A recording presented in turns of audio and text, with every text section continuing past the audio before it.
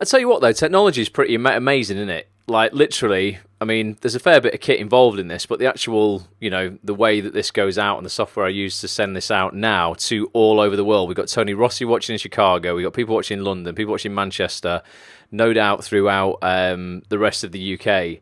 And that's kind of free. So for those, by the way, those who are like, how do you get into live casting or like live streaming if you've got stuff and you might, want to do your own show or something. People keep asking me, what software do you use when I do these live broadcasts? And I use something called OBS. It's free software. OBS.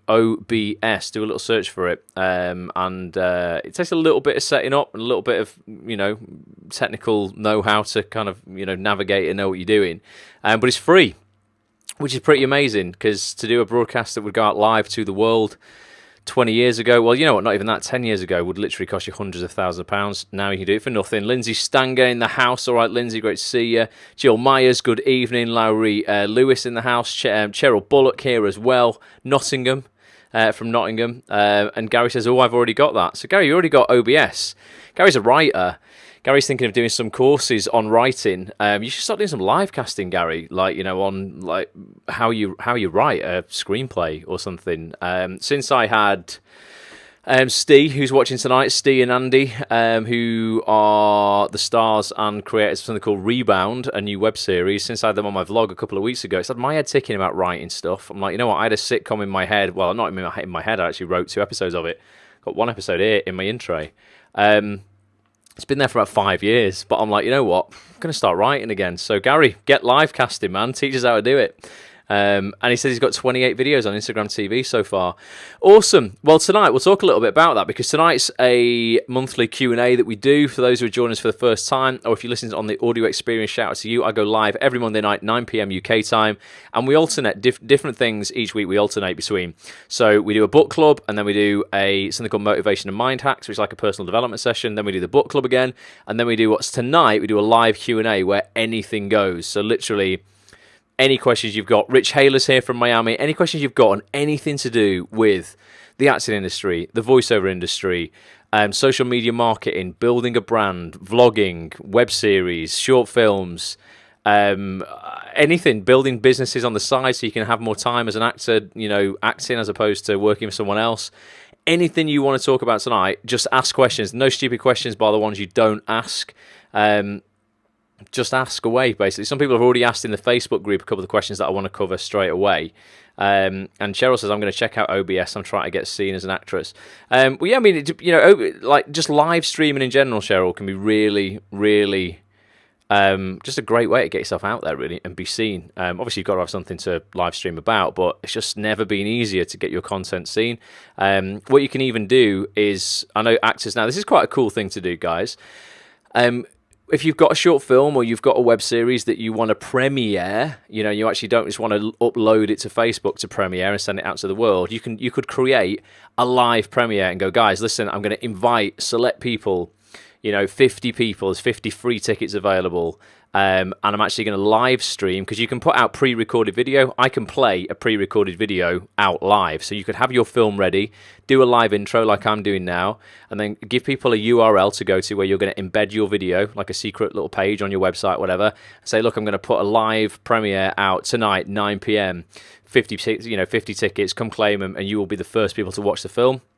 I've seen people doing that. That's a great way to kind of build a buzz around a film or a web series or something, as if you were going to premiere it in a cinema or something, but it's just exclusively premiered online, and you invite people to that, and you can do that via OBS. I can play pre-recorded video. Look, I'll play you. This is a 60-second clip of my vlog that came out today. I do a vlog every Monday, youtube.com/Watch Ross. This week I interviewed Haisha Mystery. She plays Yasmin Malik on Hollyoaks. Great little actress. Slogged her guts out for 10 years to get where she is. And I recorded a podcast with her for actonthis.tv, but I also had it on the vlog. Here's 60 seconds. So this is what you do. You go, here's my little film, enjoy. And this is actually pre-recorded, but it's going out live. It really set me back, because I got really upset, and it was a really big audition, and I got so close. And I was like, oh, what is it? What's wrong with me? Welcome everybody to episode 41 of Watch Ross, the one where I've just had my faith restored in humanity. It's only Hollyoaks, Yasmin Malik on the vlog today. I'm always that person that, no, I have to carry on, everything happens for a reason, I have to stay humble, I have to graft. I need you all to build your lives on the foundations of positivity and optimism. And this isn't an airy-fairy thing I'm talking about, right? This is a practical thing to do. Just carry on, and there's something bigger and better waiting for you. And obviously a couple of years down the line there was, so I'm so grateful for that. An optimist, which is me, sees the opportunity in every difficulty. If you work hard, you're going to get the payoff eventually. Just graft. Graft and the hard work will pay off. Boom, I got carried away there. I was actually watching it live and nearly forgot to put the camera back on. So that's how you can play out. That was pre-recorded, obviously that's just a video I have on my computer, and I just put that out live tonight at exactly, 7 minutes past 9. So you could do that with, whatever project you want to put out.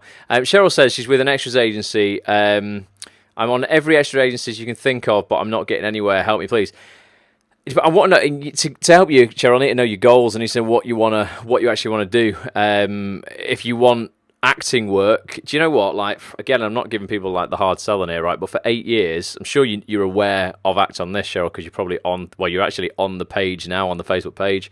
ActsOnThis.tv. I've spent the last 8 years of my life interviewing every casting director in the industry, every successful actor I know, director, producer, writer, and there's now over 400 hours worth of information on exactly what you need to do to get more acting work. If you go to ActsOnThis.tv, if you're watching live now or on the video replay, you can see it on your screen right now. Those on the audio experience, go to ActsOnThis.tv, explore the site, because literally everything you need help with is just on here, if you can be bothered to listen to the content on there or watch the video interviews. There's hundreds of hours of podcasts with the biggest casting directors on there. Again, at least dozens of hours of video interviews, live broadcasts. But ultimately, you need to.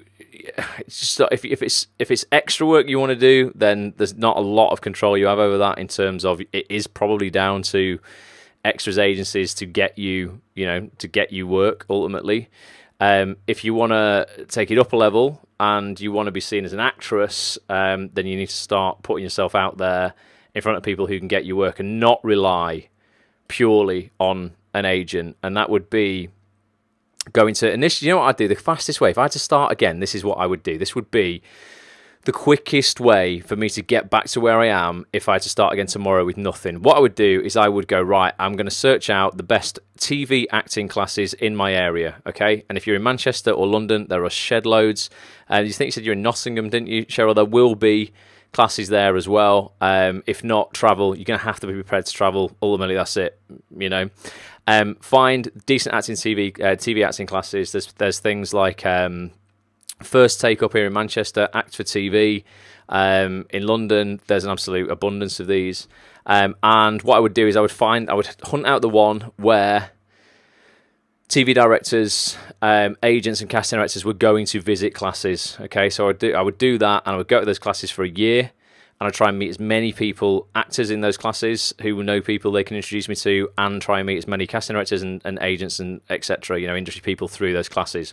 Then what I would do, I would take 3 of my best scenes that I have filmed in class. They don't have to be showreel scenes. They don't have to be glitzy and glamorous. It can be literally you against a white background, filmed in class like an audition. I would take my 3 best ones, and I would then target the top 6 agencies that I think, entry level, or kind of like entry to mid-level agencies who would help me get my first credit on TV in a recurring like serial drama like, Coronation Street, Hollyoaks, Emmerdale, EastEnders, etc. That's probably like the easiest entry into television. And then from there, it's all about hustling your ass off to meet more and more people and, spend that currency, which is your first credit, to get other work, basically. You have to do a good job of that, and then just hustle, network, go to workshops. But that is honestly, that's like the fastest way to do it, instead of faffing around like, I don't know what to do. Do I sign with this person? Do I go with this? Do I go with that? That's what I would do. I would get some decent headshots as well. And yeah, I wouldn't worry until I had an agent about showreel scenes. I would just take my best work from class, showing my best acting, and get an agent first, and then from there take their advice on what you do about showreel. That's just the quickest way, and it's about, you know, making connections, networking, finding people in the industry who can give you opportunity. It's about volunteering, doing shit for free. People kick off on me for that and go, oh, you know, we should be working for free. If you've got nothing and you've done nothing and you're having no success, you work for free. Stop being so stupid. People being so proud and going, oh, I'm an actor. No, you decided 5 weeks ago you were going to be an actor, and now you're demanding that you get paid for everything. You've not even got, you know, like experience behind you, or you know, you're not fresh out of drama school. You're not spent 30 grand on a degree. If you spent 30 grand on a degree fresh out of drama school, yes, you want to be getting paid something, and you know, maybe you still work for free. I still work for free today on certain projects. So yeah, don't be too proud to work for free. If you have nothing yet under your belt, get out there, collaborate, work with people, network with people, meet people, be of value, offer more to people than you're asking for, and you'll get far in this industry. So that's something to be going at, Cheryl, definitely. And Lindsay says the Actors Workshop in Nottingham is meant to be really good. So Google that, Cheryl, the Actors Workshop in Nottingham. That's what I would do. Definitely. Gary says he really enjoyed last week's vlog. Thank you, Gary. Appreciate that. We filmed the finale of season 3 this week. Going to be filming that on Wednesday, actually. Not tomorrow like normal. So the other thing that people had already asked questions about in the Facebook group today, and if you're not in the Facebook group and you're an actor, come and join facebook.com/groups/act on this TV. We've got a Facebook page as well, which is different. That's just facebook.com/act on this TV. People were asking about Instagram. They were saying that there was what were there were 2 questions about Instagram. Let me find these. One was, Gary, what were you saying? Oh yeah, I know. Right, so Instagram and Facebook, very, very valuable for growing your... Found a piece of chocolate. I'll have that. I found a protein email before. I found a piece of chocolate on the desk. Very, very valuable for growing your brand, right? Absolutely essential, and will become more and more essential over the next decade for you to have influence in the creative industries. The more engagement you can get online, the easier it is to get yourself out there. The more influence you have, the more people will get involved with your work, the more people you'll meet, the more opportunity that will bring. It's everything. If you are not going all in on Instagram, Twitter, potentially Facebook as well, you're doing yourself a massive disservice, because it's ultimately, you know, eyeballs are missing out on your work. And Facebook and Instagram, because they're owned by the same company, Facebook own Instagram, have made some changes recently to their algorithm. Gary was asking me before, you can no longer auto post to these platforms. So what would happen is, over the last few years, people would get pieces of software online that would enable them to schedule posts. They could go, right, I'm gonna queue up 10 posts, and then this software is going to then post those things out, you know, for me automatically over the next week or so. It's pretty useful if your content is quality, right? The first and biggest thing I'll say here is that it's not quantity of content you're putting out, it's quality. Honestly, there's no point in spamming the internet with a load of shit that no one really wants to see, or you've not put any effort into and isn't really creative. It's better to put out 1 piece of decent quality a week than 10 pieces of crap, right? Because all you're going to do is annoy people, and people will just block you from their feeds, etc. So you wouldn't want to schedule loads of posts to just hammer the same thing over and over again. Facebook have made some changes recently that now require apps that used to enable you to do that to re-authenticate. So if you've noticed, and you say you've had a scheduling app, and Gary, this might be the case with you, and it stopped working now, it won't post to groups or it won't post to pages, you need to go back into your Facebook page or your Facebook group, click on Edit Settings, go down to Apps, and give that app permission again. Otherwise, it won't post to Facebook. Now, it's different on Instagram, because Instagram has never let you schedule posts. Instagram has always been about organic content, and it just wants you to, you know, take pictures of things when you're out and about, go live when you're out and about, etc. But Instagram have done something recently called shadow banning, right? And that's where people have been using dodgy means to gain extra followers, either buying followers, using robots. You can get pieces of software that will basically follow and then unfollow people. If you are relying on, if your social media strategy for building an audience, right, is to follow people and then unfollow them, you have lost already. You're freaking out of the game. Forget it. If that's your strategy, forget it, right? So Instagram, what they've done now is they've started shadow banning. Now, shadow banning means really what they do is they hide your posts from people who don't follow you. All the people who follow you will still see your posts, but people who don't follow you, who could otherwise discover you via hashtags, because when you use hashtags on Instagram, that's how you get discovered, they actually ban all your posts from showing up in those searches. And they don't tell you about that. It'll look to you like everything's fine, but if you've noticed your engagement has gone right down on Instagram, you're not getting nearly as many likes or views as you used to get, there's a chance you might have been shadow banned. Now, one way to find out whether that's for sure or not is to log into an account that isn't following you already, and then search for a hashtag you've recently used, and then see if your post appears in the discovery feed for the hashtag, for that particular hashtag. It happens if people, have used dodgy means to get extra followers. It also happens if you're using the identical hashtags in every post you post. So say you're always using acting, actor, actor's life, and they're the only 3 hashtags you use every single post, and you post a post every day for a month. They're like, this guy is clearly like, it's a bit spammy. So you might get shadow banned for that. You'll also get shadow banned for going on like a massive like spree. Like if your growth, if your engagement, kind of everything that you're doing, your activity, grows massively, for a few hours, it thinks that's a bit dodgy. It's like, what's going on here? They're just going through and liking everything and commenting on everything, and that's ultimately, spammy as well. The only strategy to win on social media, guys, don't look for shortcuts and don't look for programs that are going to do shit for you. It really is a slow and steady battle that will mean that you win in the long term, okay? And it's frustrating as hell. Your first 500 followers on Instagram, I've only got like 4,500 followers, I think. Your first 500 will feel like it takes forever, and then you get to 1,000, and then your second 1,000 will feel slow, and then but gradually you're going to go up and up if you post regularly. I'm not posting nearly enough at the moment because I'm kind of distracted doing this bloody apartment refurb that I'm doing. It's taking a lot of my time up. You should be posting 3 to 5 times a day. Should be posting 3 to 5 stories a day as well on your Instagram stories. If you can put something live out as well. Ultimately, if you want to grow your audience, you should just be using the platform creatively, giving value. If you're looking for shortcuts and shit like, follow, unfollow stuff, you're just going to lose, because at some point they will change the algorithm and all those followers you've got will be gone. Twitter did a cleanse of 20 million, I think, fake accounts the other day, and you'll notice that it might have been 200 million. It was something crazy, actually, because you notice big accounts were dropping in the tens, if not hundreds of thousands of followers, because all the fake ones were getting culled from Twitter. It's always going to catch up with you. The only way to win, you can still schedule your posts on Facebook and stuff like that and on Twitter. You can't on Instagram, but the only way to win on all the platforms is just to give quality content and be aware of your audience, engage with other people in your niche online, other actors if you're in the acting industry, filmmakers, writers. Actually use the hashtag search function. You might want to search for, if you're a writer, Gary, writer, hashtag writer, and then go and like other people's photos who are writers, engage with them, write comments. That's how you're going to get followers, not by using some dodgy software. Bobby says, is there anything you can tell me about working or getting started in LA? Oh, well, there's lots, Bobby, but, I'll tell you in a second. I've got some opinions on that.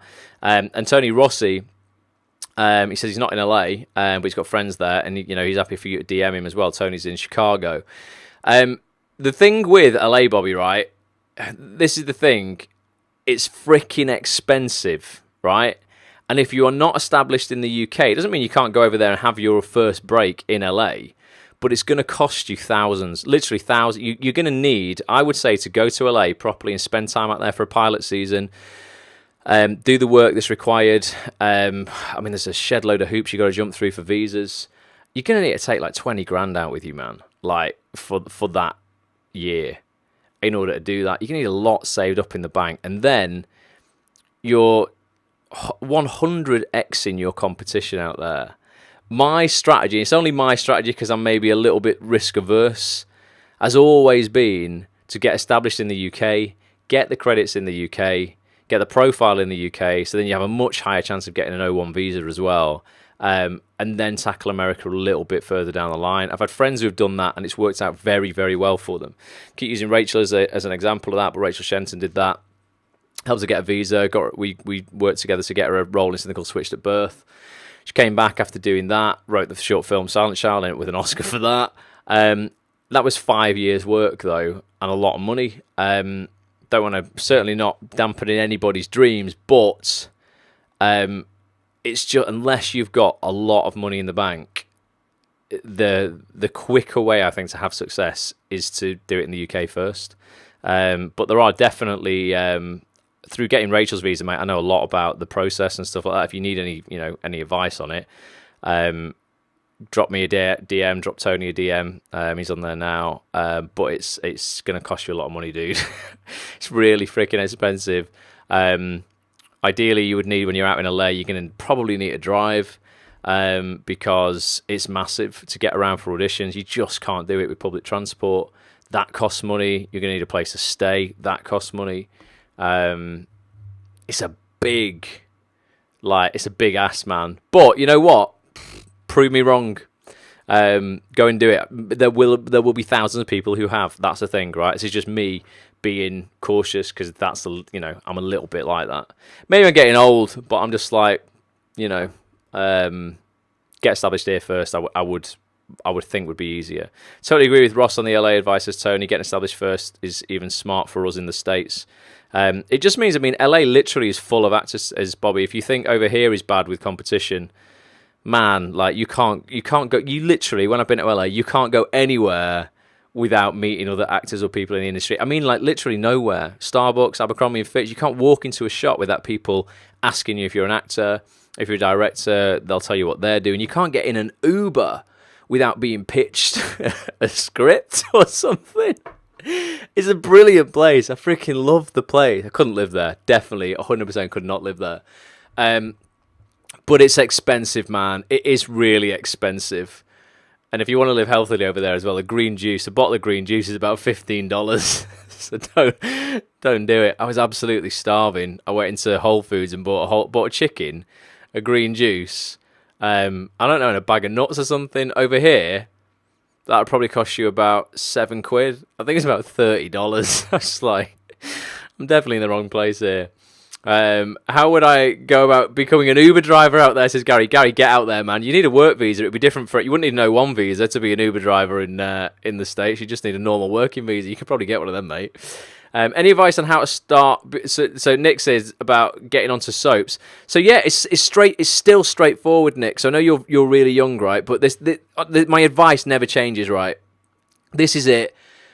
I say it all the time, but ultimately, the soaps in this country, in the UK, are without a doubt the entry to TV. If you want to start working in TV, everyone I know, including myself, started off doing 2 lines on a soap.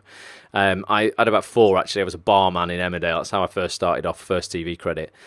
And the advice is exactly the same. You're only, I think, 15 at the time now, but you're going to need to start going to TV, acting classes specifically for TV. First of all, you're going to have to learn how to act.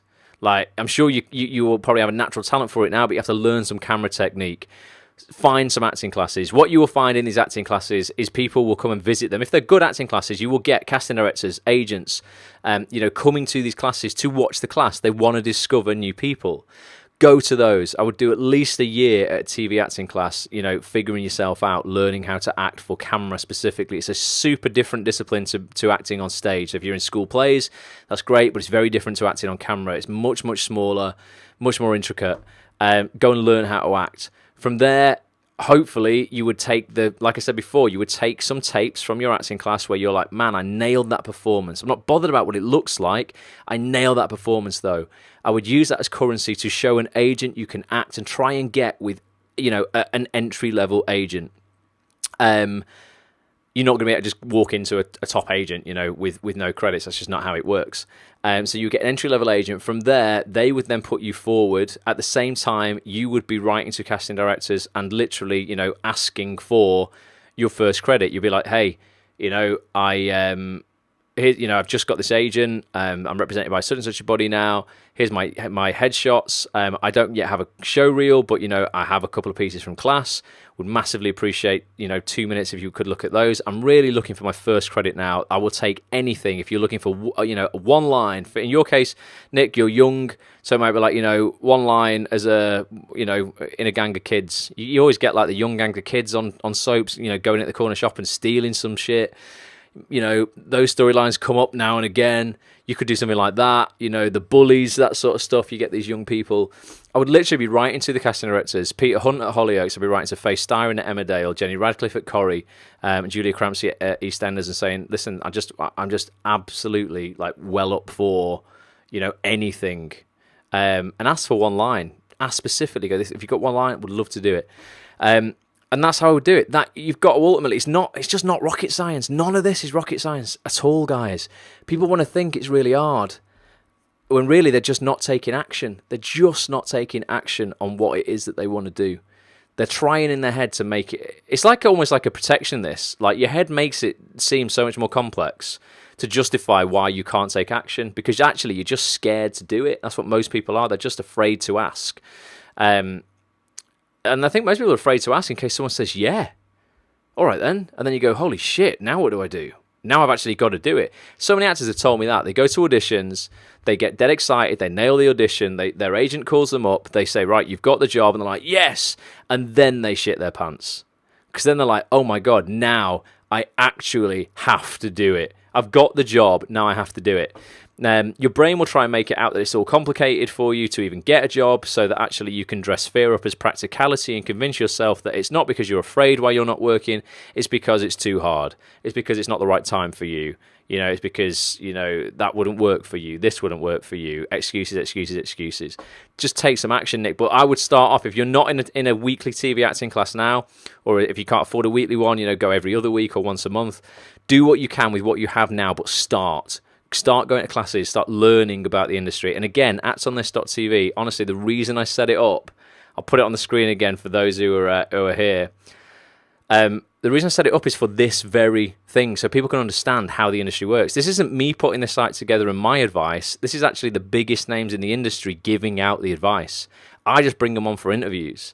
I don't give the advice out. I'm not a guru. I'm still working at my acting career myself. I'm certainly not professing to be anywhere near where I want to be. I'll be a lot closer if I get a call this week from a recall that I got last week.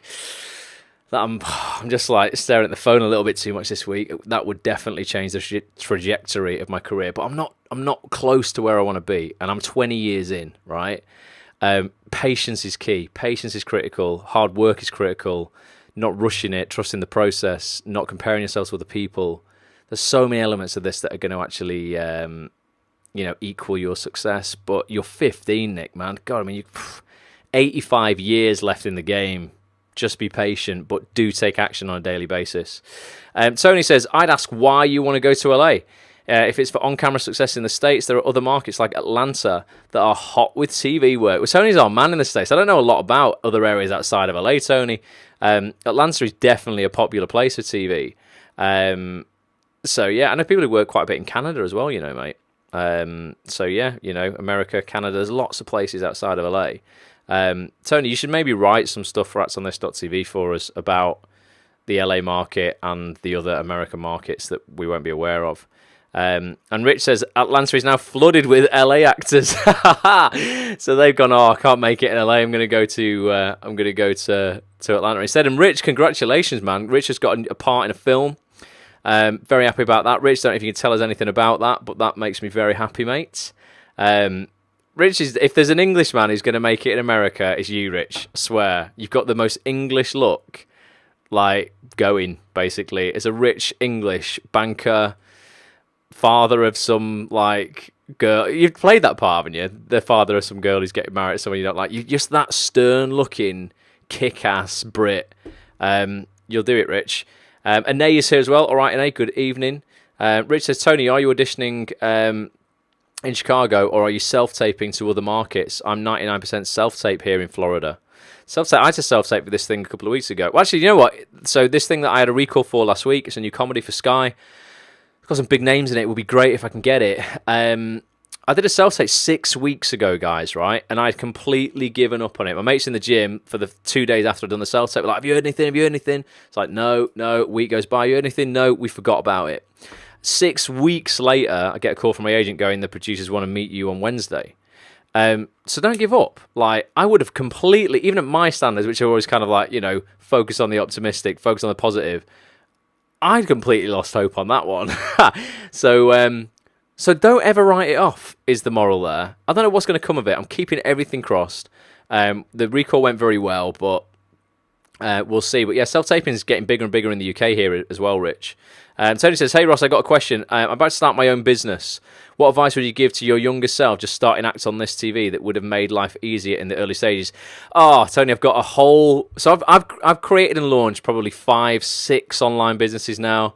2 I had to close down. Actually, you know what? Like, bizarrely, because of it sounds completely incongruent, but because they were becoming too successful. I didn't have time to run them anymore, and my passion wasn't there. Right? One was a voiceover coaching company.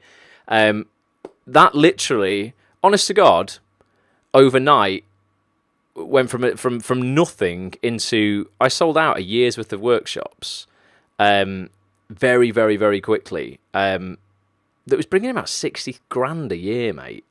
And I'm not saying that to go, oh, look at me. It was a top product. It was well worth it.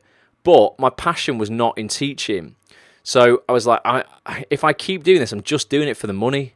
And it would be lovely to have that money. I had to share it with a partner, so it wasn't all mine.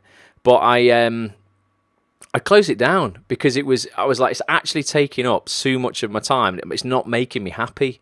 I've never wanted to teach people to act or teach people to perform. I've always been about kind of, just being the bridge between the people and the gurus or, I don't know, the professionals. So for me, Act on This is I am the bridge between you guys as actors and the casting directors. That's what I love. I love interviewing people. And I love learning things myself. And the beauty of doing something like actonthis.tv is I'm learning from these people at the same time as providing a service for everybody else. So some of the businesses I've created, I've had to close down. So number one, don't do anything for the money, mate, because even when it's bringing in a lot of cash, and that was so much money for me at the time, it was making me miserable. It was making me anxious. I was getting kind of like overwhelmed with the amount of work that I was having to take on. Didn't enjoy it. And honest to God, I said this before on a broadcast, when I deleted that website, it was called VO Focus. VOFocus.com was a website. Those who run websites will know if you're ever going to work on a website or do any major changes, you take a backup of the website first, okay? I wasn't doing any major changes. I was deleting the whole thing. Now, Ross, like sane Ross, would have been like, I'm going to take a backup of this because just what in case I want to reinstate this at a later date? And I hovered over the delete button without taking a backup for about 30 minutes until I finally got the guts up to hit it without taking a backup. And that was because I knew in my heart of hearts I never wanted to go back to that. And if I was ever going to go back to it, it was for all the wrong reasons, Tony. It was for the money. I was doing it for the money. Act on This makes nowhere near that money. I mean, like, honest to God, like probably 20% of that money. And most of it goes to charity anyway. But it brings me so much more fulfillment, so much more joy. And because I'm happier, I'm more successful in my own career, which means I don't need to make any money out of Act on This because I'm earning enough out of my own voiceover career, my own acting career. So one, never chase the money. Do the thing that makes you happy.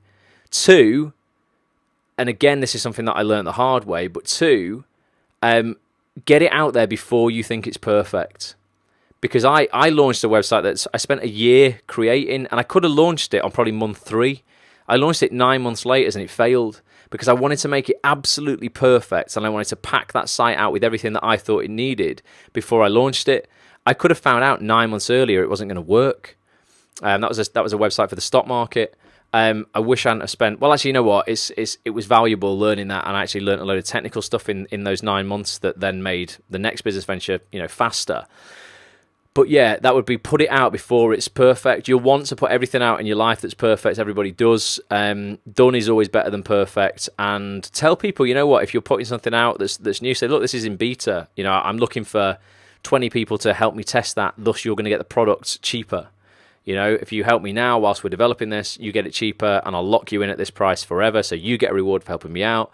And then you start making money earlier as well, and you can figure out the kinks a lot quicker. So that's what I would tell myself as well. I say, Ross, stop being so like perfectionist, because that's bad.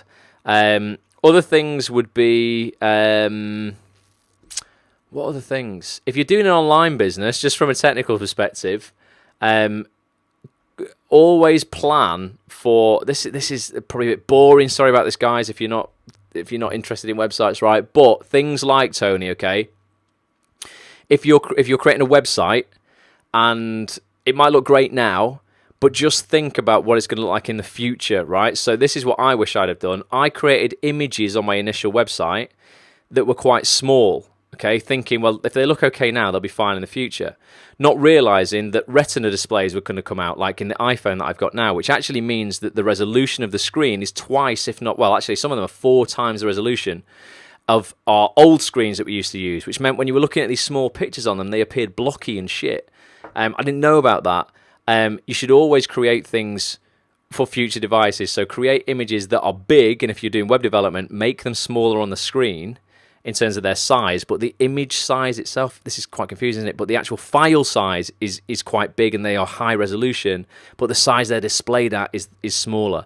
Just means that they're future proof. So there's little things like that. Imagery is massive when you're developing websites. If your imagery looks shit, your website looks shit, regardless of the info that's on there. So I wish I'd have kind of known about that, the way that technology can change. And you're not a mind reader, but you should try and future-proof yourself as best as you can, and that means researching stuff that you might not be that interested in, that might be the technicalities. Talk to a web developer or someone who's actually, does that as a profession if you don't want to do it yourself. So there'd be my things. I mean, the biggest thing, Tony, is to take action, mate. Just do it. Don't overthink it. Do it. I've waited on a couple of occasions, and someone else has done it before me. It's a bit like when you're in the club. Who's been in the bar before? Been many years since it's happened to me, and you're on the dance floor and you see a beautiful girl that you like, or you might see a beautiful boy you like, whatever you like. You see that and you stare and you're like, gonna go and dance with that girl, gonna go and dance with that girl, gonna go dance with that girl, and you bottle it. You don't, because you're like, oh god, I'll do it in a minute. And then you see some guy, you're like, oh my god, he's nowhere near as good as me. Move in and start dancing with a girl because he had more guts than you, and then he takes the girl, and you're like, oh my god. So just move quick, right? Who's been there, right? I've so been there when I was younger. Like, God, nearly every week. Every single week. Never had the guts.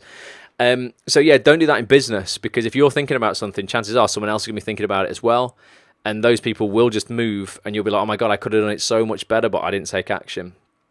So just take action, Tony. Gary says, did you hear about Horizon? So I haven't heard yet, Gary. Horizon is a documentary I'm doing for BBC, based on an eye condition that I've got and other degenerative diseases that I want to highlight and bring attention to. And they're still editing the footage, Gary. I don't know what's going on with that. I'm going to chase up with Sophie, a girl from the BBC, who is editing that this week. We'll keep you posted.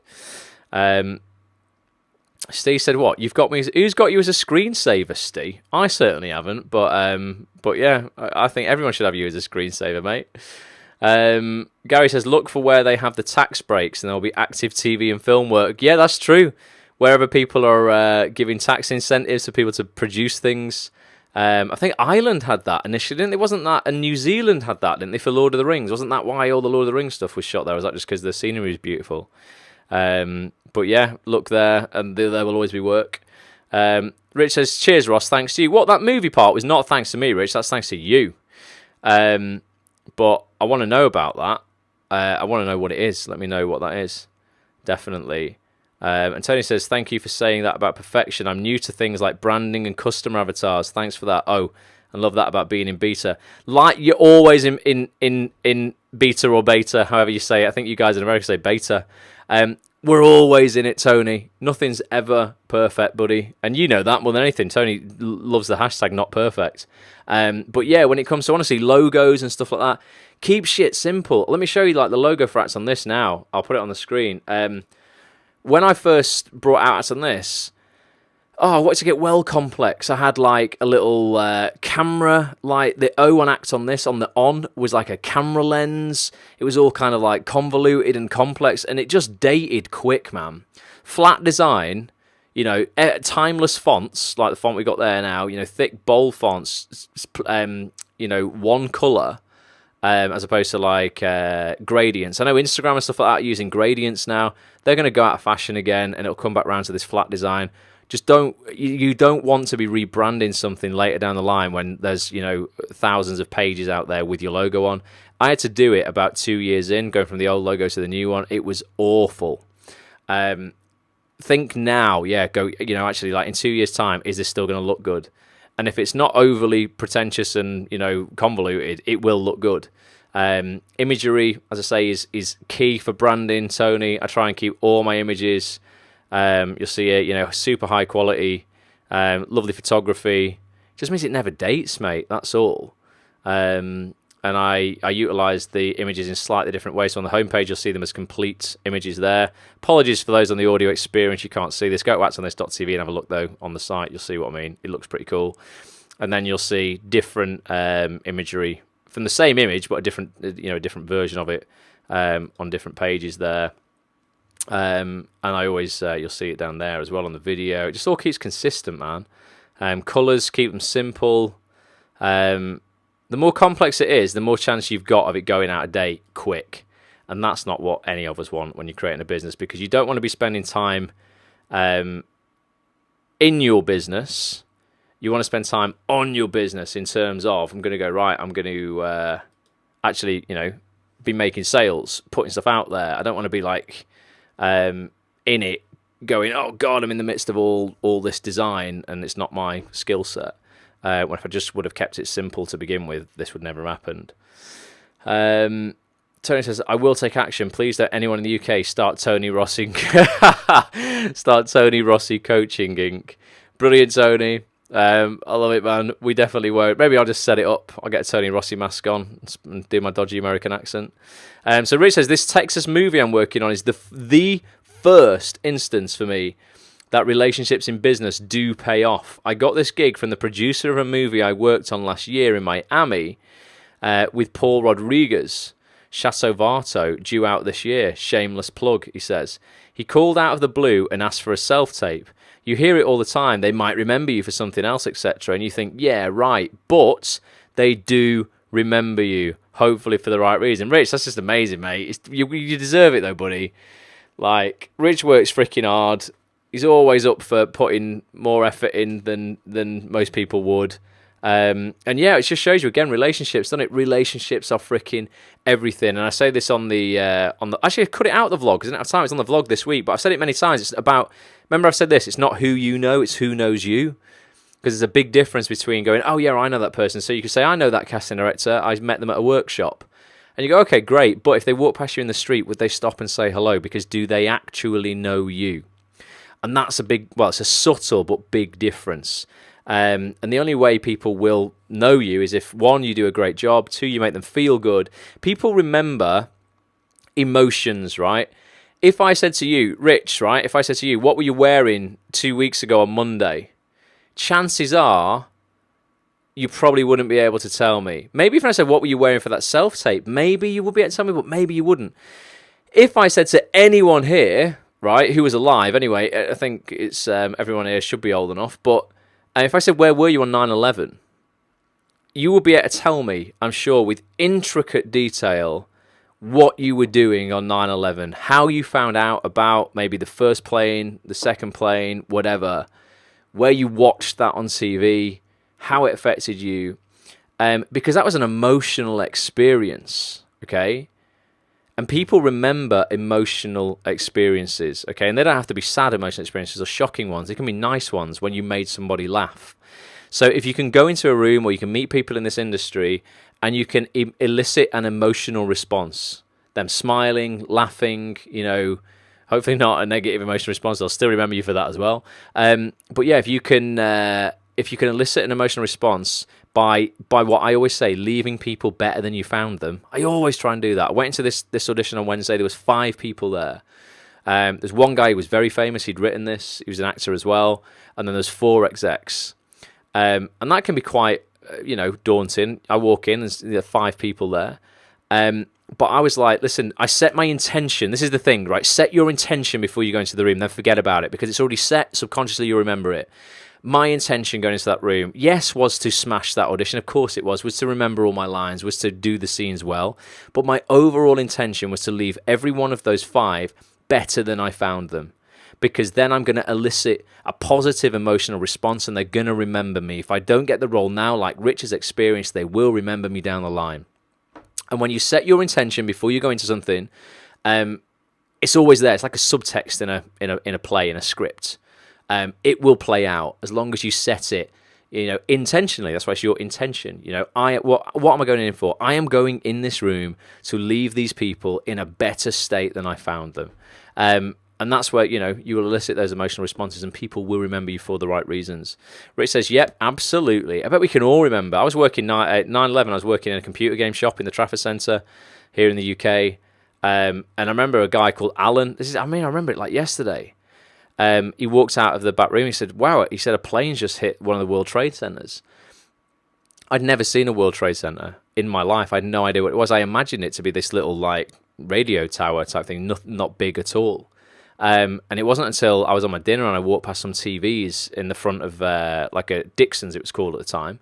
And I saw on every single one of these TVs like the second tower on fire. And then you go, oh my God, this is like the biggest thing I've ever seen in my life. I had no idea these towers were this big and what the hell is going on. Obviously, we all found out after that, it was a terrorist attack. But that emotion, like, you'll never forget that. You'll never forget that stuff. And you're not going to be able to hit people in an audition with emotion like that. You wouldn't want to. We would need positive emotions. But yeah, if you can elicit any positive emotion, they will remember you. Tanika says, what do you do to meet people in this industry? I'm all for meeting new people, but I find it incredibly awkward going up to someone to introduce myself. Is it something I just have to get over? I'm so confused. Okay, lots of different things, Tanika. So, so again, you'll find groups doing this. So actonthis.tv, we do a monthly meetup. So on the first Saturday of every month in Manchester and in London, I run the Manchester meetup. Mel and Wendy run the London meetup, and we meet up on the first Saturday of every month. There's normally 25, 30 of us over cake and coffee, and we talk about the industry. We share ideas. I go around the table. I get everyone to tell me what's the one thing that if they had it now would make everything else easier or unnecessary in their acting career. And then we look at what they need to do to get that and how we all around the table can help. So you meet a lot of actors doing that. Go to acting classes, you will meet actors doing that. You'll also meet guests who come in, like casting directors, agents, etc. if you want to learn more about that. Go to workshops, you're going to meet people at workshops. Go to press nights, you'll meet people at press nights. There are networking events that are put on specifically as well. Casting days, Felicity Jackson at Casting Days does some great networking events where you can go and have like a Q&A. With some wine as well, which is quite nice. You get a bit of Dutch courage. Some events like that, they're really reasonably priced as well, and legit. Felicity is freaking legit. It's not many people, honestly, in this industry who are legit. I'd like to count myself as one, but Felicity is another one. She runs Surviving Actors and Casting Days. Go and take a look at that sort of stuff. And sometimes it is about acknowledging that awkwardness. So many times I've been at an event and I've walked over to a group of people and gone, right, this is awkward as hell. Let's just acknowledge it. Thus, we get over it. I'm Ross. I'm an actor, and then I always say, right, so don't just say, like, how are you? Or, like, oh, hi, nice to meet you. Because that's when the conversation, freaking just dies. I like to ask some beautiful questions when I meet people. So I'll say, oh, my name's Ross. Really lovely to meet you. So what are you excited about at the moment? And it just gets a conversation flowing straight away. Because if they just go, nice to meet you, then you go, oh God, we're back to this awkward shit again. Ask some questions that are different. What are you excited about right now? What's the last thing you've been working on? Just anything ultimately to start conversation that isn't just, all right, how are you? Fine. Oh God, now what do we say? You've got to get over it sometimes and just, bite the bullet and just chat. But you've got to get yourself out there. Meetup.com is a great place as well. Meetup.com lists lots of other meetups, not just in the acting industry, but in loads of industries. You can actually set up your own meetup on meetup.com as well. People can apply to that. You can go on Eventbrite and just have a look in their directory of upcoming networking events or business events or stuff like that. It's out there.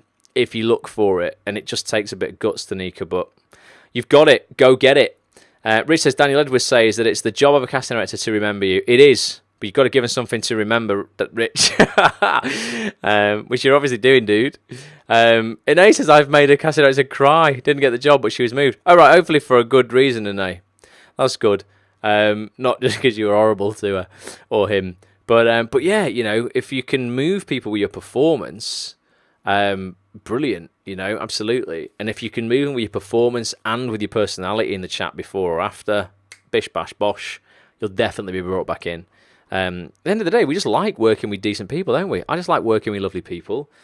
Casting directors and other actors and directors are just the same, you know, and they're looking at you to go, you know what, you're a great person, your performance is good, and you're the sort of person that, you know, if it's 5 to 8 at night, we've had a long day filming, we're losing the daylight, you're going to be the sort of person we want around who's going to get the job done, who's not going to moan and be a diva about it, as opposed to someone who might be more talented, but they go, God, they're a dick, they're going to be a nightmare on set. I've seen people get into a lot of trouble on sets for just walking off, wandering off and falling asleep, and then when they've finally got the shot set up and there's hardly any daylight left, they wake up, and there was one girl who had fallen asleep on a sofa that had looks like cords, corduroy, the material, had like lines in it, and then she woke up and all the lines were embedded in her face. So it's like, right, now you're on a close-up, we can't just shoot this now because you've got lines on your face. Makeup can't even cover those lines because the skin's dented in your face. We've got to wait for that to recover. We're losing the light. You've wrecked the shot because you just couldn't stand there and just help out, for 25 minutes or get a coffee. You had to go diva it in your trailer and fall asleep, and now you fucked it up. So yeah, got to be a good person on set as well. Sweet, definitely going to try to get to one of your meetups, says Tanika. Do it. Tanika, where are you based? Are you in London or are you in Manchester or in between? Let us know where you're at. This next one's going to be 1st of September. I do the Manchester ones at Home Theatre, just near Deansgate train station, 11 a.m. till 2 p.m. Sometimes they go run a little bit over. And Wendy and Mel do the London one at Benuga, which is the British Film Institute bar on South Bank. BFI South Bank, and that's going to be 1st of September as well, 11 till 2. Wendy even brings cookies. Wendy, if she's here, if she's still watching, she bakes amazing cookies and takes them for free. We don't get those in Manchester now she's gone, but they're great. Honestly, they're really, really good meetups. Everyone has a nice time, and it's just a way to feel, part of a team. You're doing this with other people. Sense of humour is an essential requirement for all actors, says Ane. Look forward to meeting Tanika. There you go. Boom. So that's pretty good. We've got 6 minutes left, guys. What else is going on? Banged on a lot tonight, haven't we? But yeah, any other questions you've got about anything pressing that you really need to know this? What's going to help you take action this week on something in your career? What's scaring you that you're like, you know what? I'm shit scared of that, but if I just did it, I know I'd feel good about myself. Anything like that where you're like, I really want to do something, but I've still not got the guts up, and maybe you've been thinking about it for weeks or months or years, and you just need all us lot on here to just give you a little push.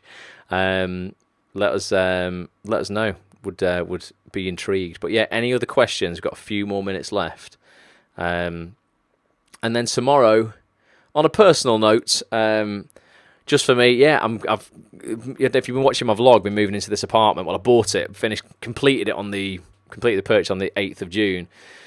Had the builders in this week. They started last Monday, a week today, and man, they're smashing through all the refurb. It's going bloody well. But I tell you what, it certainly gets. Has anyone ever refurbed something? I'm like super late to the game, really. I probably should have done this a little bit earlier in life, but this is the first apartment I've had. And things get freaking expensive very, very quickly. When you set a budget, you're like, right, I want to do it in this. I've nearly gone 50% over already. I need to get better at this because, yeah, I have champagne tastes and a Lamborghini budget. Tony says you've just described me with dating. What, Tony? You just scared? You're just like, man, I just haven't got the guts. How are you doing with the dating, Tony? This is good. Let's spend the last 2 or 3 minutes working on Tony's dating life. Tony, where are you at? What was the last date you went on, and how did it go? You Americans do dates better than us as well. I think, like, in America, you're allowed to go on, like, 20 dates or something over there. That's frowned upon over here. The girls don't like that when they think you're dating multiple girls. They don't like that at all, Tony. But let us know. Let us know how you're doing. And Jenna just says she's meeting people is something that maybe Jenna struggles with as well. Just got to do it, Jenna. Get out there. Come to one of the Acts on This meetups. Definitely get yourself down to one. The London one. The people at London one are lovely. People us at the Manchester one are lovely as well. Lindsay says, did you end up going with a lady on Watch Ross for your kitchen? You said Watch Bros there, Lindsay. That would be a completely different vlog with 80s boy band Bros. But yeah, I know you meant Watch Ross. No, I didn't. So Tina was lovely, worked for Magnet Kitchens. The quote for Magnet was, to be honest, very expensive. It was nearly £9,000 for the kitchen without appliances. By the time I would buy the appliances, which is like a cooker, a hood, a microwave, dishwasher, we would have been looking at about 12 grand for a kitchen that is tiny. Not in my budget, that. So no, Tina was lovely. Super lovely woman, incredible artist, but just wasn't... Oh, she doesn't own Magnet, does she? The prices were just too freaking dear. So I've gone with a friend of a friend to do the whole job. He's a builder who runs a renovation company, and he's amazing. Steve, absolute legend. He'll be featuring on the vlog soon, Lindsay. Tony says, it's been over a year since my last girlfriend. I haven't dated since. Oh, do you know what, Tony? Like, is it because, like, you had a traumatic time with the last one and the breakup, and you're like, oh, I can't do that again? Because I'm with you on that. I've been there, mate. Right, totally been there. Or is it because you're like, you haven't had time, or you haven't had availability for dates? Hasn't been any forthcoming women. Let us know what that is. Why it's been a year, or have you just been focusing on you? When I like last breakup I had, man, yeah, I just went all in on myself, mate. I went, you know what? Done with these women for a little bit. I'm going all in on myself, building my business, the best version of me. And you know what's really interesting, right? This is ridiculous that it turns into like a relationship, a live broadcast on relationships, and I'm certainly not an expert on dating at all. My advice for anybody, right? I've said this before. When you want something in a partner, right, in terms of you might be a girl going, I want a guy who looks like this, who has this attribute, is passionate, dedicated to this, has drive, ambition, a mission in life, all these kind of things. Do you know the easiest way to find somebody like that, man, is to become those things yourself first? You know how many people I see going, oh, I just wish I could find a guy like this and this and this, and girls as well, guys as well going, I wish I could find a girl like this, and this. And I go, wow. You're none of those things. Like, how would you expect to come into contact with people like that when you are none of those things? Become those things first, and you find yourself in places where those kind of people hang out. Where would you find time? Ross says, Dawn. I'd find time for Kate Middleton, Dawn. I'd make time for that lady. Well, I can't now anyway. She's married to Prince William. She's got 3 kids. Forget that. A Kate Middleton lookalike. Yeah, I will. I'll find time. Dawn, not a problem. Teddy says, truthfully, I haven't prioritised it. Well, that's why then. They are dead easy, man. If you're not prioritising it, then that's why it's not happening. But you can't prioritise everything. So the word priority, up until the Industrial Revolution, was always singular. Okay, it was never meant to be pluralised. And when the Industrial Revolution hit and people started working the 9 till 5 and jobs had to be done and deadlines came in and all this sort of stuff, that's when the word was bastardized. The word priority became priorities, and people thought they could have multiple priorities. And ultimately, when you have more than one priority, none of them are priorities, are they? Because like something has to come before something else, always. So yeah, focus on the one thing, Tony. We know all about that from the book club. Maybe read the book, The One Thing, or Essentialism by Greg McKeown. It's very, very good. Gary Keller wrote The One Thing. And just, go, you know what, for the next 4 weeks, I had someone on Bulletproof Actor, right? So I run a coaching program for actors once a year called Bulletproof Actor. Go to bulletproofactor.com if you want to get involved with that this time. It's a high-performance mindset coaching program for actors. Literally the best in the freaking business. Not tooting my own trumpet here. It's changed so many people's lives, man. It's freaking powerful. There was a girl on there who was like, actually, you know what? The one thing that I really want to be fulfilled right now is a boyfriend. And we spent the 5 weeks coaching her to go out, do things, meet people, try different things, not just swipe right on Tinder for 10 minutes a night. if you are relying on your GPS coordinates to find the man or girl of your dream, you're probably you're probably doing it wrong, right? If you're literally putting, your future marriage, finding the man or woman of your dreams, down to the random look of the GPS coordinates on your phone, it can happen, but I think you might be doing it wrong. And then eventually, probably week 7, 8, or something like that, she did start going out to these places where, not bars and stuff, but like interest groups. She wanted to, she's really into surfing. She started going to this surf group in Cornwall, etc. And she did meet somebody. So it's just because she prioritized it, Tony. Relationships are the most complex thing you will ever, your intimate relationship, the most complex thing you will ever have in your life. And yet it's amazing how many people just think it should work. Just think they should find Mr. or Mr. Right, and that person will just come into their time, into their lives, because it's the right time, the stars align, and bing, there you go. It's like, it doesn't happen. It just doesn't work like that. If you want to get better, Tony, at business, what you're doing at the moment, you're probably studying business stuff. You're studying how to podcast. You're studying equipment. You're getting better. You're practicing, trying stuff out every day, because that's what people do in every other area of their life, bar their intimate relationship, because, they read a fairy tale of Cinderella when they're a kid, and Prince Charming comes along, puts a slipper on, it's happily ever after, and it's bullshit. Just doesn't work. That's why the fairy tales always began within a land far, far away, because it certainly wasn't on Earth. That's not what happens here. Prioritize it, dude. Definitely. Richard says totally refurbed 2 apartments and flipping it, Rich, and built a nightclub from scratch. How do you think I lost my barnet? It's a nightmare, even if you have a decent contractor, guaranteed to go over budget, says Rich. Mine's going over budget, Rich, definitely. My budget wasn't big, though, man. I think, I had about 10 grand to do the whole apartment, and they wanted, 12 grand for the kitchen. We've now gotten the whole apartment about 14 and a half, so I'm pretty happy with that. But yeah, it's well over budget, man.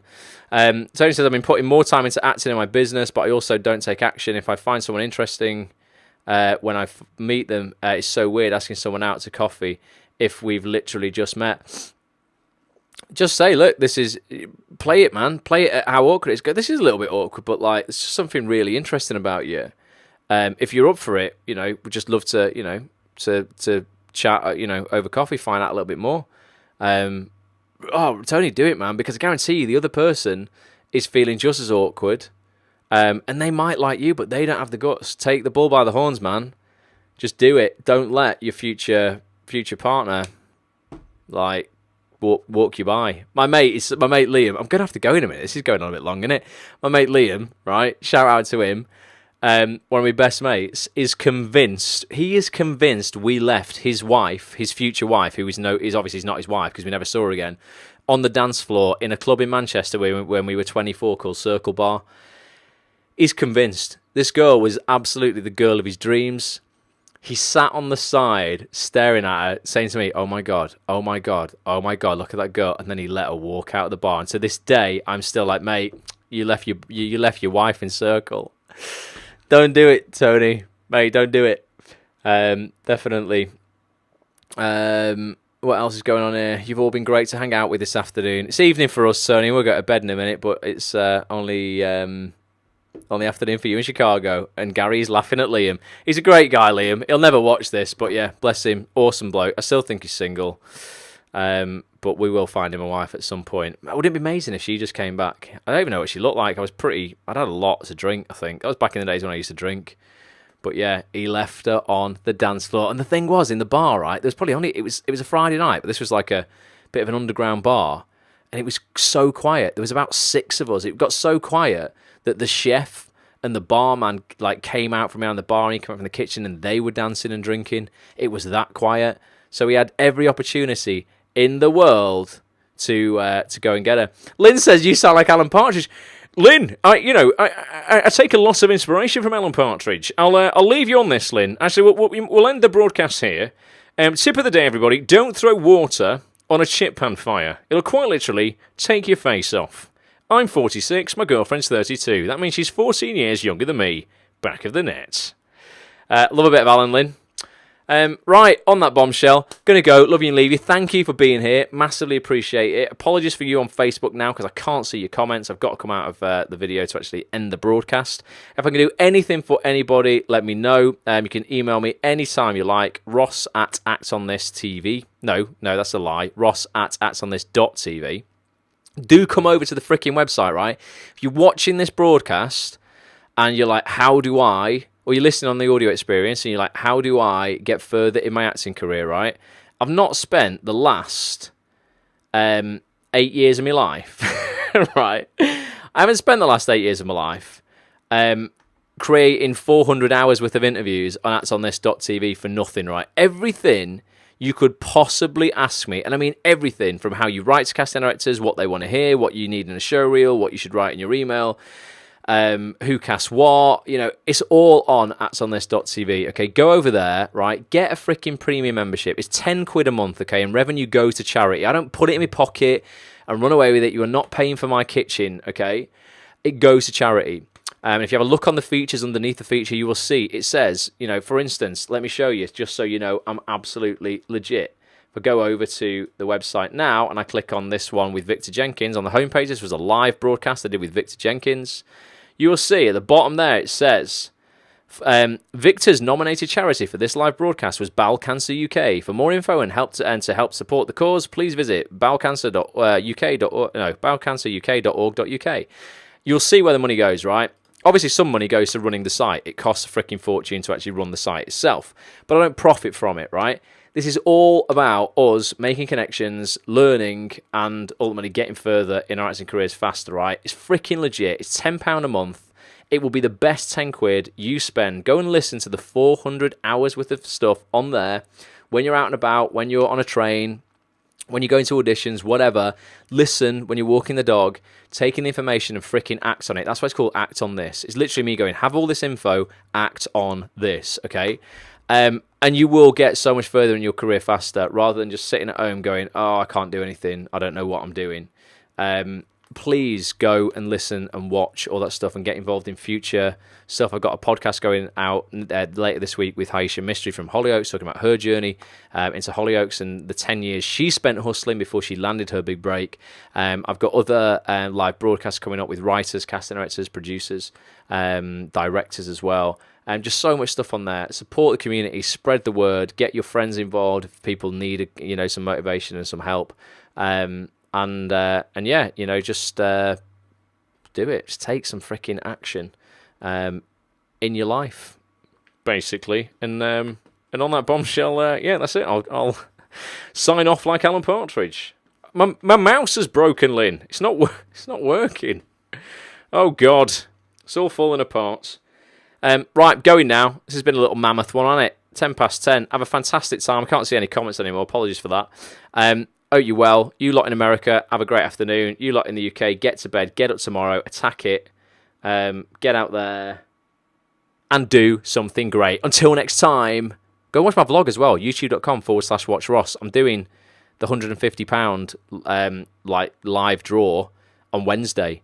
So if you go to youtube.com/watch Ross right now, watch Ross, subscribe to the channel and leave a comment on an episode, you're going to go into a draw. I'm going to draw one person at random on Wednesday and I'm going to give you £150 cash. Literally no shit, right? No like strings attached. Just give me your PayPal email address and I'm going to send you that through PayPal like straight away. So yeah, go and do that and I'll catch you soon. All right, until next time, bye for now.